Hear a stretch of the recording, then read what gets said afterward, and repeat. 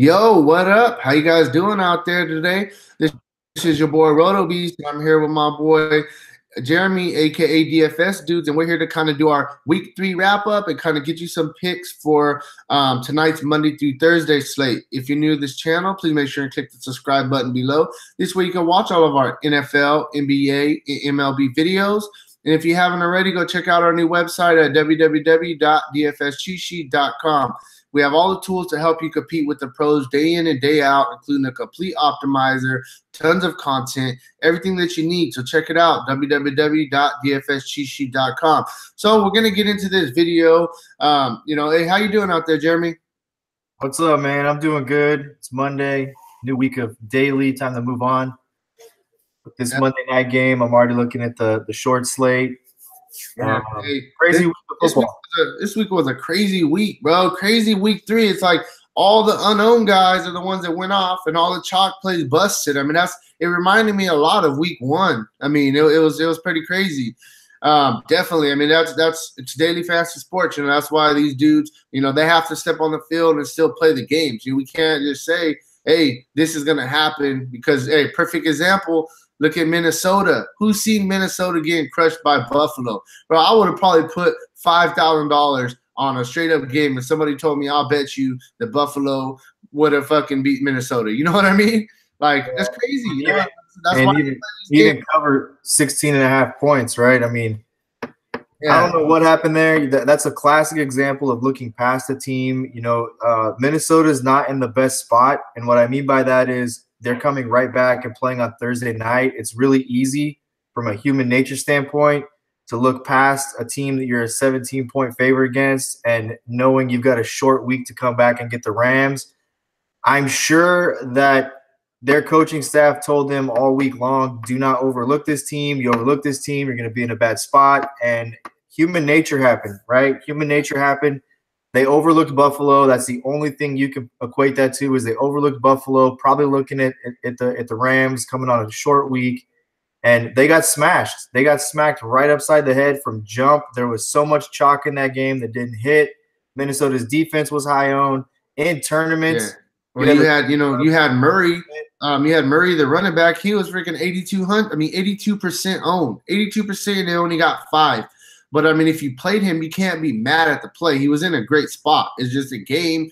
The game didn't allow him to really get in a rhythm. They were behind pretty much the whole time, and they had to throw the ball. And he's not much of a pass-catching running back. So that's what I mean. That's what I think happened. But, I mean, I think as far as the play, though, he was the right play. He was the workhorse. The game just dictated a different tempo. But, I mean, you can't get down on that. You can't – oh, man, I should have not played him because he was the right play. It just didn't work out. You know what I mean? If you're going to be successful in this, the one thing you have to do is not second-guess your process and what puts you on plays. You got to stick to the process. That's the only reason I've been in this and stayed in this for 4 years. It's the only reason when I've gone through streaks of 15 or 20 days where I'm not hitting anything, you stick to the process. It's really easy to second-guess yourself and look at plays and say, oh, that didn't work out. Well, that guy didn't do this. That's not how you stay successful in anything. You got to have a process. You got to believe in your process, and you have to stick to it. This was not a cash game weekend, though.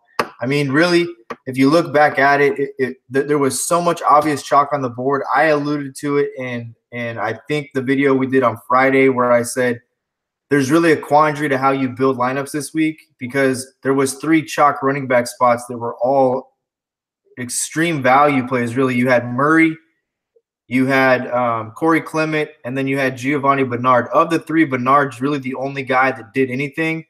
Right. And then I even mentioned on that video that my expectation was for Corey Clement to get somewhere between 16 and 20 touches combined, rushing and receiving, and I think he got 18. I think he had 20 total with his targets. He had 5 targets, I think, or 6 targets, but he only had 2 or 3 catches. So he had like 18 touches, but he had 20 opportunities. That's really what I thought his ceiling was, right there. Yeah, he got sharked. I guess you could say he got sharked by Smallwood for a touchdown. But, I mean, those 2 guys were going to split the opportunity. And what happens is when you have that much value on the board, where do you go with it? We gave some good plays. I mean, there was some really good picks that we gave during the week. It was crazy because I'm sorry, I didn't mean to interrupt you. I just want to, bro. I was like so on Giovanni Bernard. Like I loved him. You know what I mean? He was like a cash game lock for me. And then as the Murray news came out and the Clement, then I'm like, those guys are less expensive. So I figured I jumped at them as they were, you know, gonna be the plays. But yeah, no, I mean, especially the one that really bothered me though was the Clement one, just because I had a feeling he was gonna split with Smallwood, but at the same time, I was like, oh, he's still gonna get his, you know, and I would have loved if I would have went with Bernard instead of Clement in my flex spot. I mean, that would have put me in all my cash game entries right there alone. So I mean, we can say a lot of ifs and or buts, you know, but hey, it is what it is, and we just got to pretty much move on to week 4 now. The cool thing is that, and I'm not trying to honk our horns or tout us or anything, but we did give plenty of plays off of that chalk. We did give the McCaffrey play. We did give the Allison and Calvin Ridley play. Right. I told we said both those guys are $5,000. They're great wide receiver number 3s. You can build one lineup with Allison and then build a second, switch them out for Ridley. Ridley was very low owned and went off 37 points. Yeah. The quarterbacks, every quarterback we gave except for Ertz, right? And Ertz still threw for 260 yards. But he only had 13.7, or I mean, Wentz. Yeah. He only had 13.7 fantasy points, right? But Mahomes, 3 touchdown passes. Matt Ryan, mentioned him. He goes off for 40. Drew Brees, he goes off for 40. Deshaun Watson still had a very serviceable day, threw for, I think, 345 yards. So, I mean, all in all, it was more of a tournament weekend, I think, than it was a cash. Just because here's the thing, right? Cash is so – it's so dependent on figuring out what the chalk is going to be and where those free squares. And the thing is, with so much obvious chalk, you're really in a situation where your lineup becomes ultra chalky, and then you're at the mercy of the regular guy who's out there just entering in any random lineup in cash games and not playing it really like it's cash or GPPs. So in order to build a really, I guess, contrarian cash line, you've got to have more of a tournament lineup, and that would have put you, like I said, the quandary. Are you gonna play those chalk running backs? Okay, if you do, who do you pay up for? And there wasn't high price guys that really went off this week. Yeah, there wasn't. I mean, besides that, the running backs. I mean, you could look Gurley, did pretty good. Kamara did good, but like we're talking about is we had the chalk running backs that were the value, so we feel we should have paid up at other positions, and that's exactly what we did because those chalk running backs. So it didn't allow us to stack up at running back. You know what I mean? I mean, literally, if our members should have, or if you watch the video. And one thing that I think we should mention too, don't just subscribe to the channel. Make sure you enable the notifications because we do go live 4, 5, 6 times a week, and you don't want to miss these when we do go live with them. But a great example, we gave you the opportunity to plug in 3 really good wide receivers who are mid-range. Watkins, who gets 16 at 6,200. Calvin Ridley, who gets 37 at 5,000. Geronimo Allison gets 14.7, I think, at 5,000. Oh, and one more thing. And really big on was Robert Woods. Robert Woods goes for 28.7. I was just going to say Woods, bro. That was 4 really good wide receivers who all really had really good weeks. So hopefully our members took advantage of those picks and had some really good lineups of their own in tournaments. Right. And one thing, I want to give a shout out to my boy Corey. You know what I'm saying? He's one of our NFL luxury box specials. My boy Corey, man, hey, I'm telling you what he's doing, Jeremy. He's pretty much playing just like us. He's playing the way that I want everybody to play. Yes, he plays our cash lineup, but he watches all of our videos.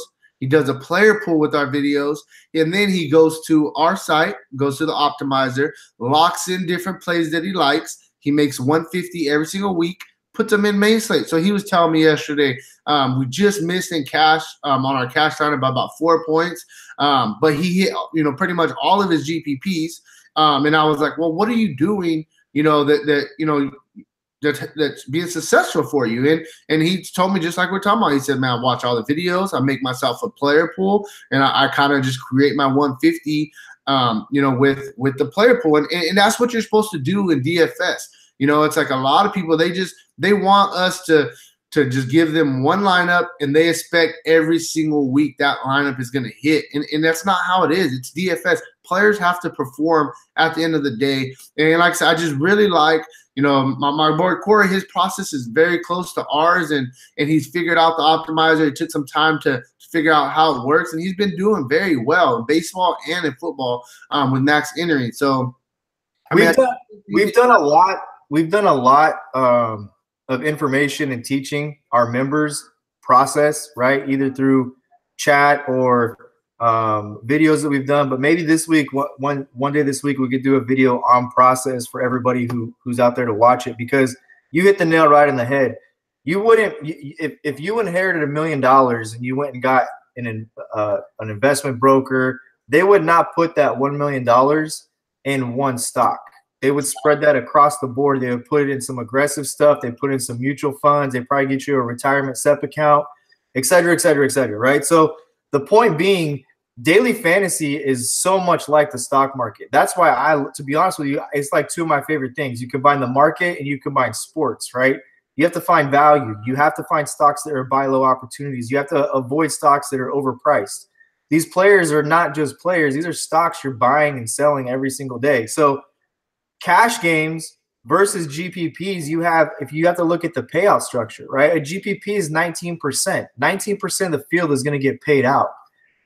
50-50 games is just what it is. In double ups, half the field, 50% is going to get paid out. Look at your 3-man leagues.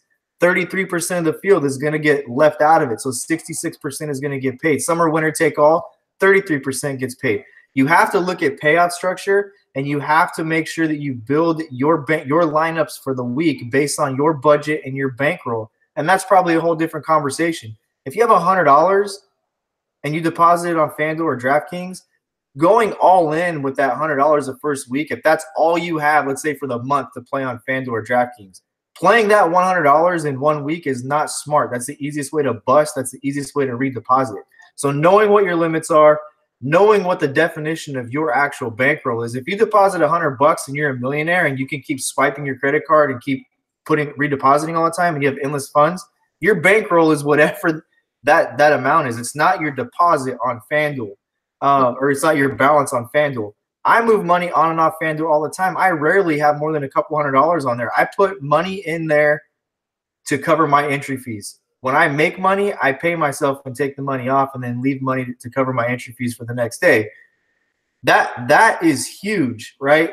Understanding not just the process of building lineups, but understanding the process of how you're diversifying your investment for that slate. Cash games, tournaments, it's not a lottery. It's a money-making opportunity. Yeah, no, definitely. I definitely think that we could definitely squeeze in a video later this week on kind of how we diversify our entries and do stuff like that. That's definitely that we'll definitely for sure later this week. All right. So I mean, like I said, for week 3, pretty much the chalk busted. I mean, that's really where I'm at week 3. I don't really have much else to say. I mean, you got anything else that you would like to add? Kind of really quick looking back on week 3, or you kind of want to look at this Monday through Thursday slate and get people some advice for that real quick?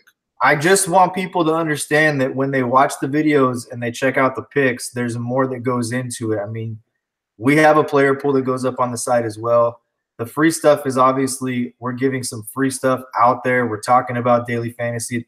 It's a sales pitch for us. It is what it is. We want you to come be members of our site, and that's an investment also. But here's the deal. Don't just be a lottery ticket player who wants to just you think that we're going to win money for you. You have to do the work and understand the process and take the information and use it to your advantage. That's all we're trying to help you do.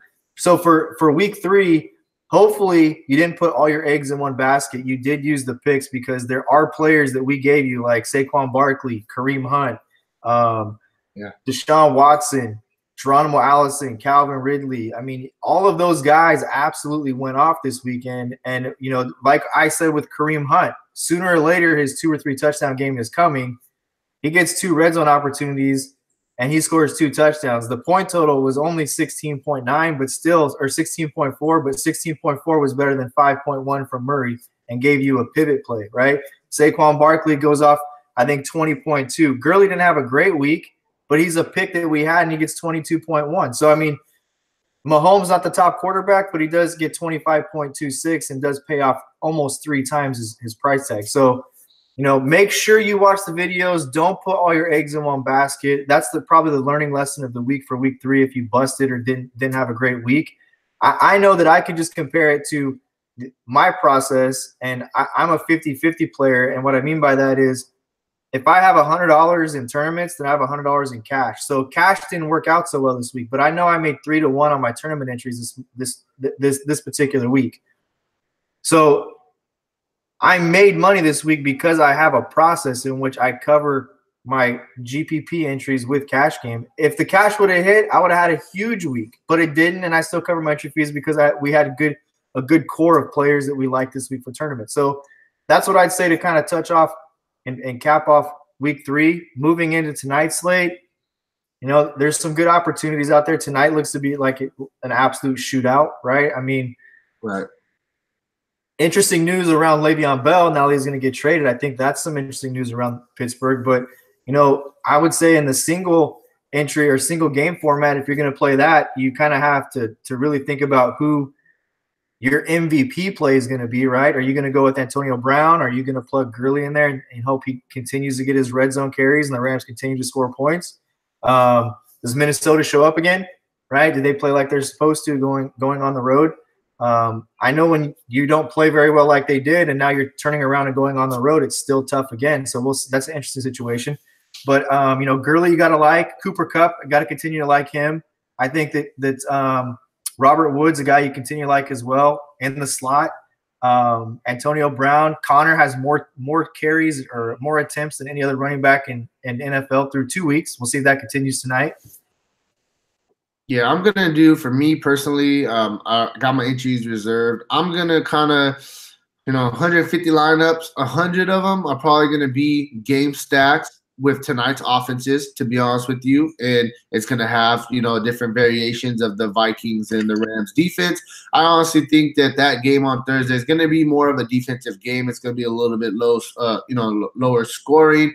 One thing that's interesting that we got to kind of do a little bit of research on is we got to see how Cook is trending. If Cook is trending like he's probably going to play Thursday, then you got to kind of back off on Murray. But if it looks like he's out, then you could go back to the well with Murray. He's going to, if it's a low-scoring game that's close, he's going to get some carries. This week they were down at least 21 pretty much all game, so he didn't get as much carries as we expected. But, like I said, so for me, this tonight's slate, it's stacked today's game, use defenses from Thursday, and like you said, throw in a little bit of Woods, throw in a little bit of Kupp, Gurley. And that's kind of where I'm at with the slate for today.